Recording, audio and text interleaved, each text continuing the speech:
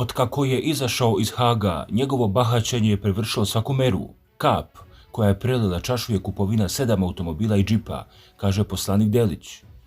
Dok je na čelu Srpske radikalne stranke Vojislav Šešelj, koji se bahati i strankom upravlja kao da je njegovo privatno preduzeće, ona neće imati nikakvu budućnost, poručuje general Božidar Delić, poslanik radikala. Delić u razgovoru za Naš list napominje da je sam Šešelj rekao da je SRS njegovo privatno preduzeće, s čim se većina članova stranke apsolutno ne slaže. Nismo mi došli ni u kakvo privatno preduzeće da za nekoga radimo, kategoričan je Delić podsjeća, i da je stranka imala loš rezultat u nekoliko prethodnih izbornih ciklusa, za što su, kako kaže, krivci upravo Šešelj i njegova politika. On je sam to priznao, ali ne podleže nikakvoj odgovornosti. U principu, nikomu ništa ne može jer je on u sve organe stranke doveo poltrone, koji će, ako on kaže da je mlijeko crno, to i potvrditi. Upravo zato nam se piše crno, dodaje Delić. Konstatuje da su radikali na izborima prošli baš onako kako i zaslužuje, jer, kako kaže, narod Šešeljovo bahaćenje ne može da trpi. I većina članova je ogorčena takvim ponašanjem.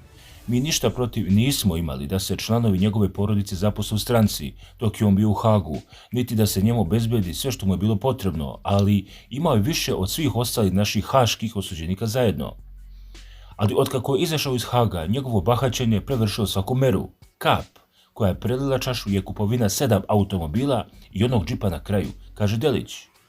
On napominje da je većina ljudi u redovima radikala običan svijet, prosječnog finansijskog stanja, te da su oni ti koji plaćaju prostorije stranke i ostale stvari, dok njihov lider uživa na visokoj nozi. Šešelj je uvek na stranačkim parama radio šta je hteo i to više jednostavno ne može da se trpi, jer je stranka uništena toliko da više nikada neće moći da dođe sebi dok je on na njenom vrhu, a on nema namjeru nikada da ode. To misle većina članova i čak se javljaju i oni stari koji su upravo zbog takvog Šešeljevog ponašanja napustili radikale. Imajući sve u vidu, ne vidim nikakvu budućnost za stranku, jer će stranka koja se zove Vojislav Šešelj sama od sebe nestati, kaže Delić.